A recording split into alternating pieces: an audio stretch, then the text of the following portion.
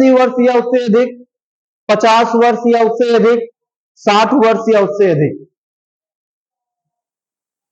तो इसका जो आंसर होगा, राइट आंसर 70 वर्ष या उससे अधिक। मिनिमम क्या होनी चाहिए? 70 होनी चाहिए, मैक्सिमम 70 से अधिक होनी चाहिए, तभी उन्हीं नागरिकों को प्रधानमंत्री जन आरोग्य योजना के तहत लाभ मिलेगा। तो इसका आंसर क्या हो जाएगा? Option number A.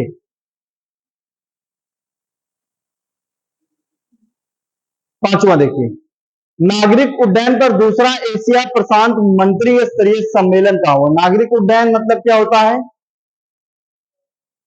नागरिक उड्डयन का मतलब क्या होता है, किसी को पता है? नागरिक उड्डयन, नागरिक उड्डयन मंत्रालय वर्तमान में किसके पास है? Port shipping and water based ministry, Sarbananda Sonowal के पास है। किसके पास? सर्बानंद सोनोवाल।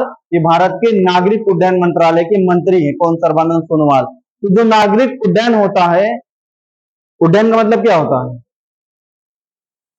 एयरपोर्ट से संबंधित।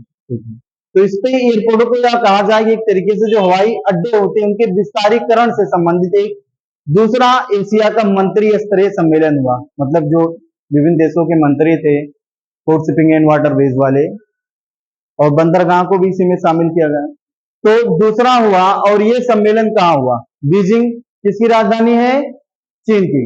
चेन्नई किसकी राजधानी है? चेन्नई तमिलनाडु की। बेंगलुरु कर्नाटक, और नई दिल्ली भारत की राजधानी है। इन चारों में से जो दूसरे नंबर का प्रशांत मंत्री स्तरीय सम्मेलन हुआ वो कहाँ हुआ? नई दिल्ली में। कहाँ हुआ? नई दिल्ली में हुआ। नई दिल्ली भारत की राजधानी कब अनाउंसमेंट की गई?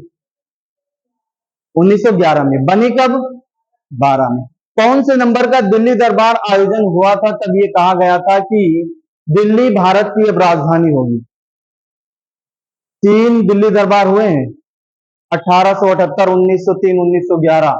और तीसरे नंबर का जो दिल्ली दरबार था 1911 वाला, उसमें ये अनाउंसमेंट किया गया अब भारत की राजधानी क्या होगी?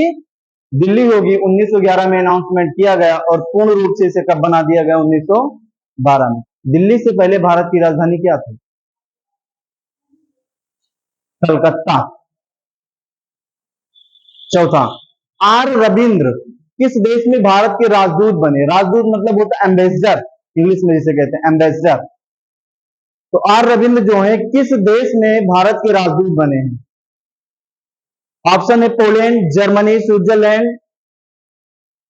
ये स्विट्जरलैंड इस तरीके रहेगा, या आइसलैंड। कहां पे बने? आइसलैंड में। आर रविंद्र नाम याद रखना। नेक्स्ट 7 नंबर, भारत सरकार ने कितनी भाषाओं में टेक्निकल शब्दों वाली वेबसाइट लॉन्च की? भाषाएं हैं 29 भाषाओं में, 28 भाषाओं में, 27 भाषाओं में, या 22 भाषाओं में। हमारी भारतीय संविधान जो है, जो 8वीं अनुसूची है, उसमें कितनी भाषाएं हैं? 22 भाषाएं। कितनी है? 22 भाषाओं में ये टेक्निकल शब्दों वाली एक वेबसाइट लॉन्च की है। किस भाग में है? 22 भाषा में। संविधान के किस भाग में भारत की 22 भाषाओं के बारे में वर्णन किया गया है? क्वालिटी तो पढ़े होंगे, कौन से भाग में है? ऑप्शन 16, 17, 18, 19। किसमें है? 17 में। भाग 17 में बताया गया है किसके बारे में? भाषा के बारे में। किसके बारे में? भाषा के बारे में। कुल कितनी भाषाएं हैं? सबसे पहली भाषा कौन जोड़ी गई? अच्छा, मूल संविधान में कितनी भाषाएं थी? मूल संविधान का मतलब समझते हैं, जब हमारा संविधान बनकर तैयार हो गया और लागू हो गया तो मूल संविधान में कितनी भाषाएं थी? 14। कितनी? 14 भाषाएं थी। फिर बाद में कितनी जोड़ी गई? कितनी जोड़ी गई तब 22 में भैया? 14 6 20 2, कितनी हो गई? 8। यानी 8 भाषाएं संविधान बनने के बाद में जोड़ी गई, तो कुल कितनी हो गई? 22। सबसे पहले कौन सी जोड़ी गई थी? सबसे पहली जोड़ी गई भाषा सिंधी थी। फिर कितनी जोड़ी गई? 3। कौन? नमक। यानी नेपाली, मैथिली, नहीं नमक, कोंकणी और मैथिली, ये 3 बाद में जोड़ेंगे। फिर 4 बाद में जोड़ेंगे, BDMS मतलब बोडो, संथाली, और एक एम से क्या होगा, हाँ BDMS, बोडो, संथाली में एक और करके है, और इससे होगा सिंधी। तो कुल कितनी भाषाएं हो गई, 22 भाषाएं। मूल संविधान में मूल कर्तव्य कितने थे? मूल संविधान मैंने पूछा है, मूल संविधान में मूल कर्तव्यों की संख्या कितनी थी, 0 थी, क्योंकि जब कॉन्स्टिट्यूशनल अमेंडमेंट 42 1970 यानी 42वां संविधान संशोधन 1976 में हुआ, और एक जो संशोधन हुआ इसमें भाग 4A जोड़ा गया, जिसके तहत मूल कर्तव्य फंडामेंटल ड्यूटीज जोड़ेंगे, और जब जोड़े गए तो 10 जोड़े गए थे, और 11वां आपका जोड़ा गया था 86 कॉन्स्टिट्यूशनल अमेंडमेंट 2022 यानी 86वां संविधान संशोधन 2002 में जोड़ा गया था 11वां की, जिसमें प्रत्येक माता पिता का कर्तव्य होगा अपने 6 से 14 वर्ष के बच्चों को शिक्षा प्रदान करें, या भारत सरकार द्वारा उन्हें निःशुल्क शिक्षा प्रदान की जाएगी। तो इसका आंसर क्या हो जाएगा, ऑप्शन नंबर डी। 8वां है पोलरिस डॉन मिशन, किस स्पेस एजेंसी या कंपनी ने लॉन्च किया है? पोलरिस डॉन मिशन किस स्पेस एजेंसी ने लॉन्च किया है? 4 ऑप्शन है, Sierra Space, SpaceX, Blue Origin या बिगेलो एरोस्पेस। किसके द्वारा ये लॉन्च किया गया? पहली बात, ये पोलरिस डॉन मिशन है क्या? तो इस मिशन के तहत एक सैटेलाइट भेजा जाएगा, जो ग्रह पर से, जिस ग्रह पे भेजा जाएगा वहां से जो बहुमूल्य पत्थर होते हैं, एक तरीके से कहा जाए सोने के समान, उन पत्थरों को कलेक्ट करके अर्थ पे लाएगा, कहां पे, पृथ्वी पे लाएगा, और ये मिशन लॉन्च किया जाएगा स्पेस एक्स के द्वारा। स्पेस एक्स क्या है, एक एजेंसी है, कहां की, जैसे भारत की अंतरिक्ष एजेंसी कौन है, इसरो है, वैसे अमेरिका की क्या है, स्पेस एक्स है। लेकिन ये क्या है, गवर्नमेंट है।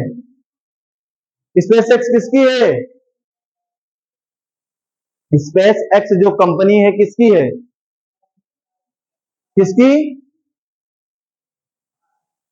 यूएसए की तो है, लेकिन है किसकी, प्राइवेट है। स्पेस एक्स कंपनी किसकी है, जैसे भारत की इसरो, लेकिन ये गवर्नमेंट है, भारत सरकार द्वारा इसका पूरा खर्चा उठाया जाता है। अमेरिका की नासा है, लेकिन स्पेस एक्स किसकी है, एलॉन मस्क की। किसकी है, एलॉन मस्क की है, कौन, स्पेस एक्स। 9वां प्रश्न, सरकार ने सजावटी मत्स्य पालन क्षेत्र की जरूरतों को पूरा करने के लिए कौन सा ऐप लॉन्च किया? मतलब जो सजावटी मछलियां आती नहीं, कलर वाली, रंग बिरंगी, उन मछलियों के उत्पादन में बढ़ोतरी के लिए, क्योंकि इनका जो ताजा पॉपुलेशन बहुत कम है, तो इनके उत्पादन में वृद्धि करने के लिए भारत सरकार ने कौन सा ऐप लॉन्च किया है? मीन ऐप, मत्स्य पालन ऐप, मछली ऐप या रंगीन मछली ऐप? आंसर क्या होगा, रंगीन मछली ऐप लॉन्च किया गया है मत्स्य मंत्रालय के द्वारा। कौन है मंत्री? फूड डिस्ट्रीब्यूशन, एनिमल हस्बेंड्री और डेयरी प्रोडक्शन, कहा जाए खाद्य उत्पादन, डेयरी उत्पादन और पशुपालन मंत्रालय किसके पास थे?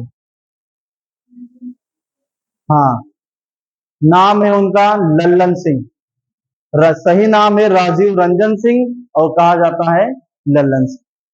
10वां, ब्रिक्स के राष्ट्रीय सुरक्षा सलाहकारों, ब्रिक्स के राष्ट्रीय सुरक्षा सलाहकारों का सम्मेलन 2024, ब्रिक्स में कितने देश हो गए हैं? 11 हो गए। कितने? ब्रिक्स में शामिल होने से किस देश ने मना कर दिया? अर्जेंटीना ने। इसका सम्मेलन हुआ, जो राष्ट्रीय सुरक्षा सलाहकार है 2024 में, इसकी बैठक कहां हुई? बीजिंग चीन, नई दिल्ली भारत, या सेंट पीटर्सबर्ग जो रूस में पड़ता है, या लंदन यूके, कहां हुई?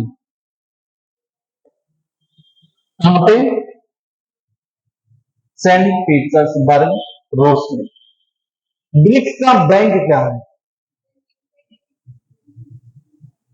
ब्रिक्स का जो संगठन है, इस संगठन के जो मेंबर हैं अपना फंड वगैरह इकट्ठा करके एक बैंक में इकट्ठा कर मतलब जमा करते हैं, और जो इसके मेंबर है जब इनके मेंबरों को पैसे की जरूरत होती है तो उस बैंक से निकाला जाता है, और इसका जो बैंक है कहा जाता है एनडीबी, न्यू डेवलपमेंट बैंक। तो फॉर्म क्या होता है? New development bank. और ये बैंक किसका है? ब्रिक्स का है। किसका है? ब्रिक्स का है। अगला प्रश्न, भारत सरकार द्वारा शुरू किए गए मिशन मौसम की अवधि क्या है? अब ये मिशन क्यों शुरू किया गया?